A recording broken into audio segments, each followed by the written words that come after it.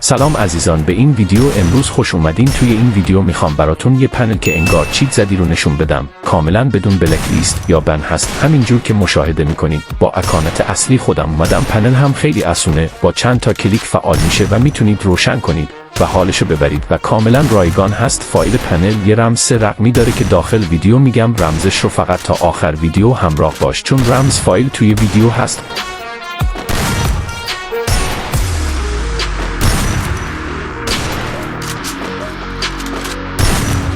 خب رقم اول رمز 5 هست. واقعا انگار چیت زدم، انقدر خوب داره هدشات میزنه بنازم.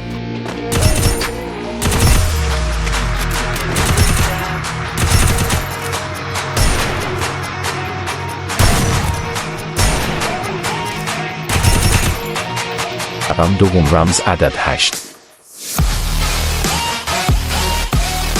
این پن رو هر کی بود واقعا حداقل 2 میل میفروخت، ولی من دارم کاملا رایگان در اختیار شما میذارم.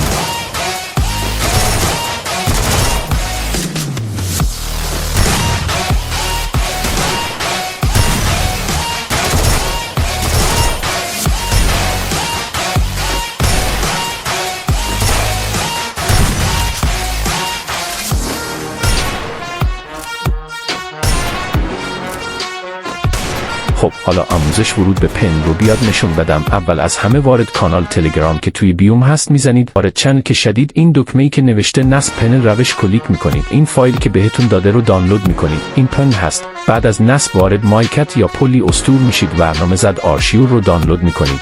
رقم سوم فایل هم عدد 4 هست.